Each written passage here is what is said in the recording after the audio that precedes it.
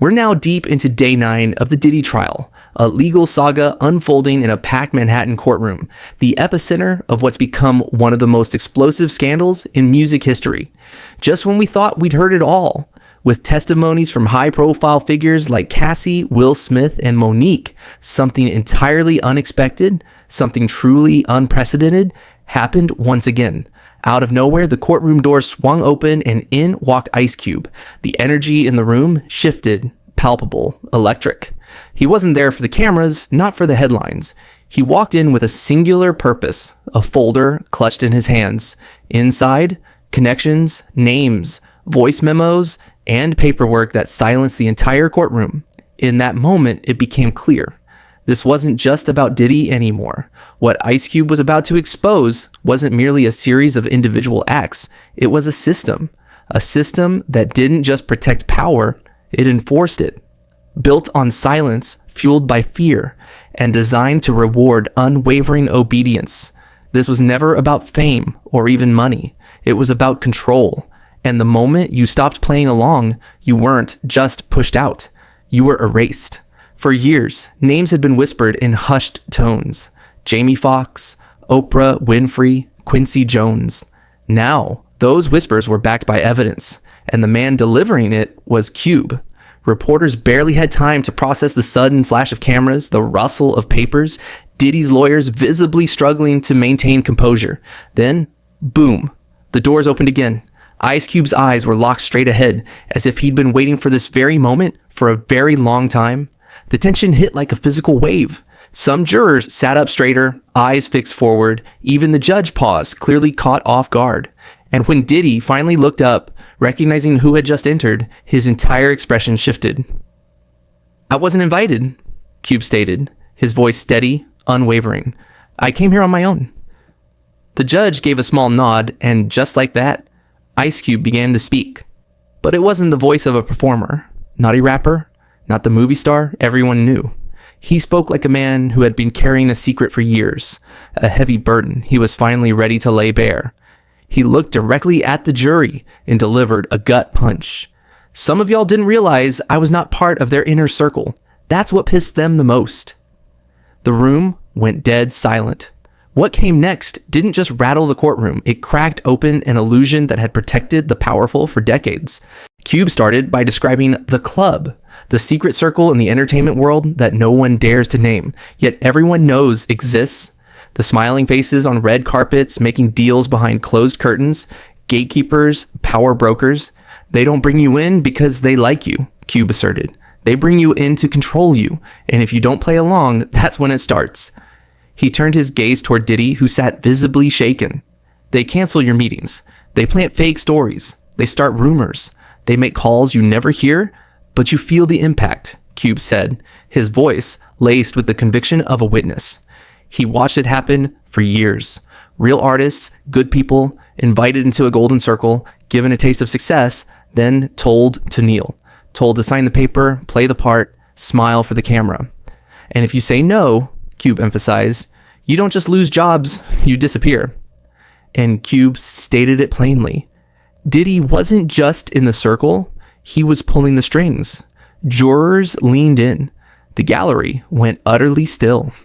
Even the judge looked like he needed a moment to process what had just been said. He leaned forward and asked, "Do you need a break?"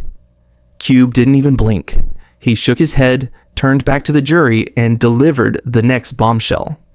"You want to know why I'm here? Because they tried to break someone I respect, Jamie Foxx." That's when the next secret dropped. And trust me, it was just getting started. One celebrity after another, a domino effect of revelations, and the chaos was just warming up. Reporters stopped writing, heads turned. Cube explained how it all began, the way it always does. Friendliness, open invites, private parties, random phone calls from people you never thought would have your number. Jamie was rising fast, his talent undeniable, and that's when they took notice.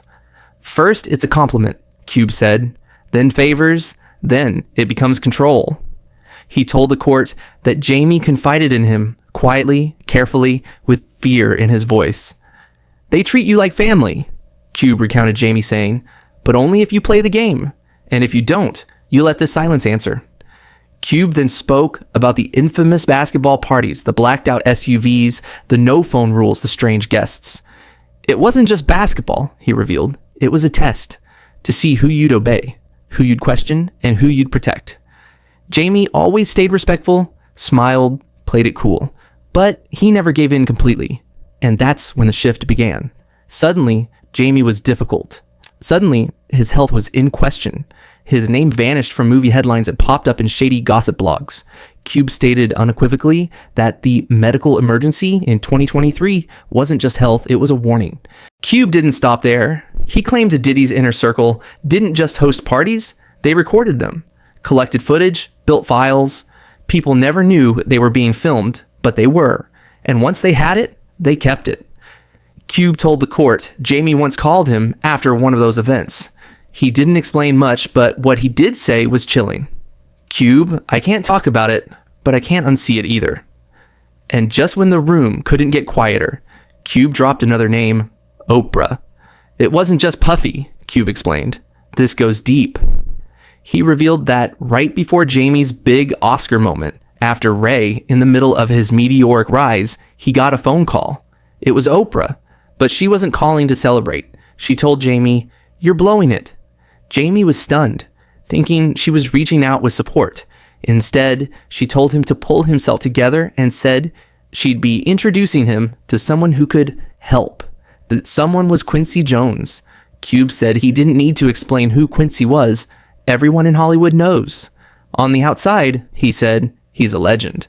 But behind the scenes, he's feared. Oprah brought Jamie to Quincy's house, but it wasn't a celebration. It wasn't advice. It was something else entirely. Jamie told Cube it was one of the strangest nights of his life. He said it didn't feel like help. It felt like training. Like he was being prepped for something. Cube said Jamie never fully explained what happened that night, but the look in his eyes when he tried to, that was enough. Oprah called it responsibility, Cube said. Quincy called it legacy. But what they really gave him was a leash. After that meeting, Jamie started to change, not because he wanted to, but because he had to. Cube recalled him saying, the only way to survive in this game is to pretend. And Cube said he watched him pretend for years. But today, nobody's pretending anymore. Cube leaned back in his chair, calm, serious, and then he said it. Quincy Jones ain't just a producer. He's the godfather. The courtroom froze. Cube looked to the judge. This isn't gossip, he said. This is truth, and it needs to be on the record. He described Quincy as someone who's praised in public, feared in private, someone whose power came not just from talent, but from what he had on people. You don't get that powerful without making deals, Cube said. And I'm not talking about music deals, I'm talking about soul trades. He explained that Jamie wasn't introduced to Quincy by accident. That meeting was arranged, a handoff from one handler to the next. Jamie told him, Cube, that wasn't guidance, that was instruction. According to Cube, Quincy made it seem like mentorship, but Jamie knew the truth. It felt like I was being processed, he said. Not helped, processed. And Jamie wasn't alone. Cube said he'd heard similar stories from other men in the industry. Talented men who vanished, who had public breakdowns, who changed their whole image overnight and were never the same again. Quincy's charm might be the mask, Cube said, but the message is the same as Diddy's. Do what you're told, or you won't work again. And then he dropped something even darker. Cube said he had seen photos, private ones, passed around in secret over the years, pictures that were never meant to exist. In every one of them, Quincy was there, smiling. But the people in the photos, they weren't smiling. Cube told the court he couldn't confirm everything, but he could confirm this. Quincy isn't just a mentor, he's a middleman. And the ones he answers to, we still don't know what their names are. Then he stood a little taller. You want to know how they keep you quiet? He asked. It's not just fear, it's blackmail. Cube said Diddy's power wasn't just in his money. It was in the secrets he kept. The footage, the files, the tapes, collected over decades from parties, hotels, studios, private jets, all organized, all saved, all weaponized. They don't just invite you to party, Cube said. They record you at those parties. He turned to the prosecution. You want to know why so many stayed silent? Ask how many got a flash drive in the mail. Ask how many got a blocked call playing audio of something they don't even remember. Ask how many careers vanished after they said no. And Jamie, he wasn't the only one. Cube said he knew 2 other actors who had been caught up in Diddy's events. One of them even called him terrified, saying he blacked out after midnight and woke up in a hotel room with a contract on the table. Ice Cube had spent the last few minutes talking about others: Jamie Foxx, Quincy Jones, the system, the silence. But now, he turned the spotlight on himself. I went to one of those parties, he said, just once. The early 2000s, no official invite, no flyer, just a name, a time, and a black SUV waiting outside his hotel. And they called it a networking night. That's what they always call it. Cube said with a sardonic edge. The car drove him into the Hollywood Hills, up a long, winding driveway. He arrived at a massive mansion in Beverly Hills. The gate shut behind him. The sound of it locking felt louder than it should have. His phone was taken at the door. No cameras allowed, but plenty were watching. Inside, it wasn't a party. It was a setup. The lights were low, too low. There was no music, no laughter, no champagne, just soft voices, scattered groups whispering, and security stationed in every corner, like they were guarding something, or someone. The vibe was off, completely off. And then there were the rooms. Unmarked doors, some barely cracked open. Cube said he could hear things, strange things, sounds that didn't match the mood. And behind some of those doors, things he didn't want to imagine. He saw familiar faces, celebrities. Some looked dazed, some looked scared, some looked like they didn't even know where they were. Then came the moment that changed everything. Cube said he turned a corner and saw a man he admired, one of the biggest names in the game, slumped on a couch, eyes wide open, blank.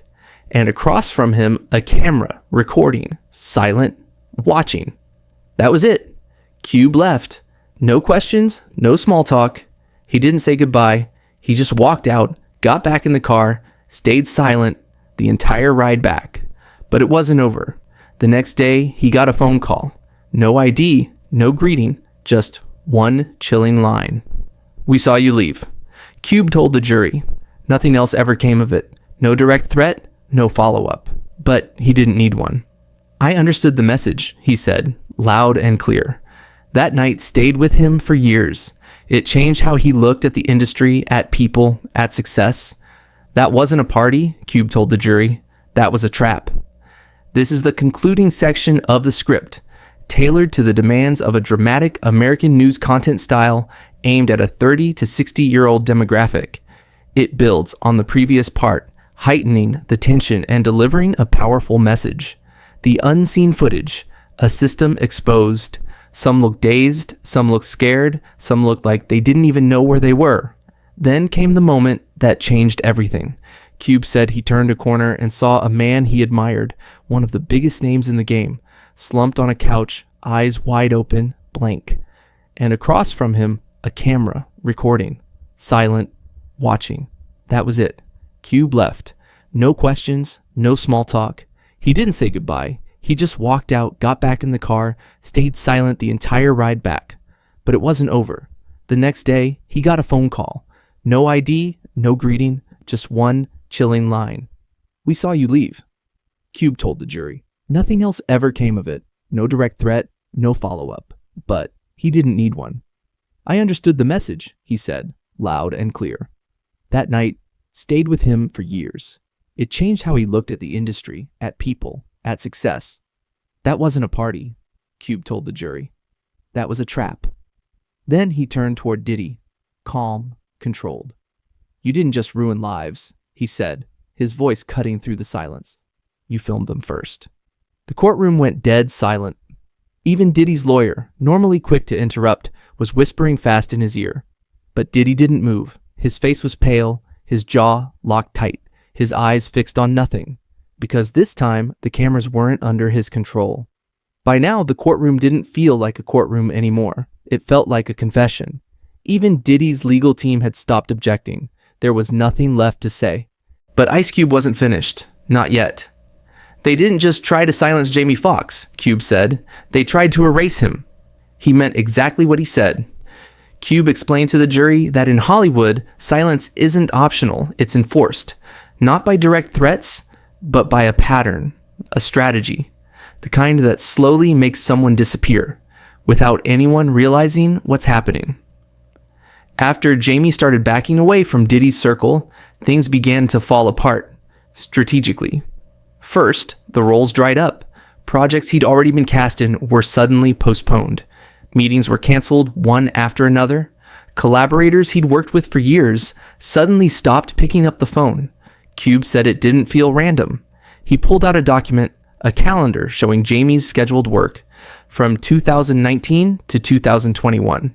On the surface, it looked like a normal industry slowdown. But then, Cube highlighted something chilling, a series of back-to-back cancellations all connected to companies tied to Bad Boy Records or one of Diddy's many satellite ventures.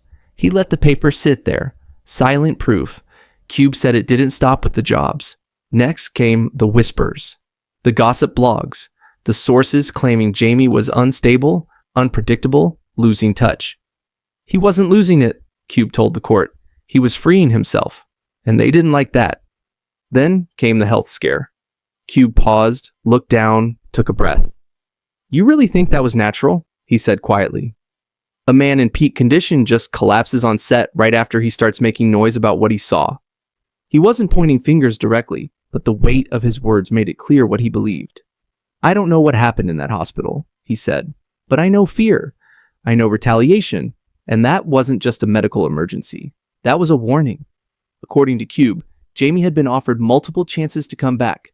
They dangled new movie deals, press tours, redemption arcs. All he had to do was play the game, shake hands, smile, act like nothing happened. But Jamie refused, and that's when it escalated. "That's when they tried to replace him," Cube said. "That's when the clone rumors started. People began questioning everything. Was Jamie still alive? Was it even him in the photos?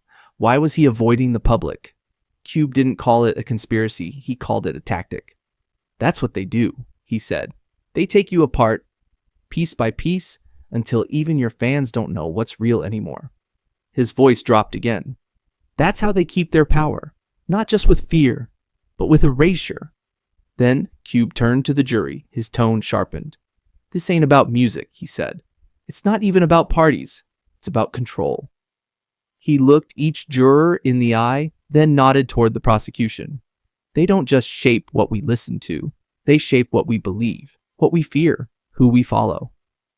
Hollywood, he explained, wasn't just an industry.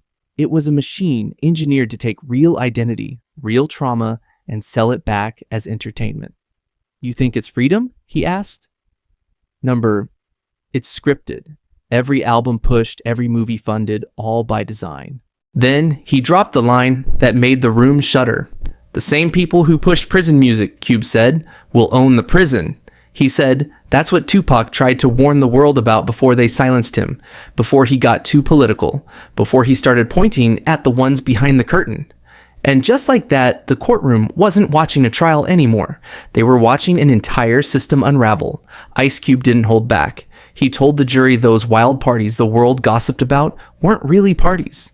They were vetting rooms, places where artists were tested, watched, filmed. They weren't celebrations, Cube said. They were traps. He explained how Diddy's parties worked like secret auditions. If you played along, you were protected. If you didn't, you got punished. They were testing people on camera, he said, seeing who followed orders and who pushed back. Cube shared a story about a singer. She had talent, buzz, everything was going for her, but she said no. She refused to sign with Bad Boy after one of those invitations. And what happened next? Within months, her image flipped. She was labeled unstable, hard to work with. Her name disappeared from awards shows. Her label dropped her. Her calls went unanswered. Cube looked at the jury and paused. "You think that was coincidence?" "Nah, I think that was punishment." Then he dropped the line that stopped the whole courtroom cold. I was sitting here trying to figure out what Diddy did. But the real question is, how many people helped him do it? And in that moment, the trial wasn't just about Diddy anymore. It was about everyone who stayed quiet, everyone who enabled it, everyone who helped cover it up. The judge leaned back in his seat. The gallery froze. Even the prosecution looked shaken. This was no longer a celebrity trial. It wasn't just about the system that let him thrive. It was about the people who supported it, protected it, and kept it alive. The judge asked if Ice Cube had any final words. He didn't hesitate. He stood up slowly, stepped off the stand, and walked to the center of the courtroom. Not in a rush, not for show. Like every step meant something, he looked Diddy dead in the eye. "You built a kingdom out of other people's silence," he said, his voice resonating. "You called it success, but it was slavery." Diddy didn't move. He stared ahead, frozen, pale, but Cube didn't back down. "You didn't just throw parties, you built prisons. Emotional ones, psychological ones, and you filled them with people who thought they were being celebrated, but were really being watched, controlled, and used." His voice didn't shake. It grew steadier with every word. "You broke people," he said, "and then you filmed it." Cube turned from Diddy and faced the gallery. "To every artist watching this, every new kid who wants to be somebody, understand this.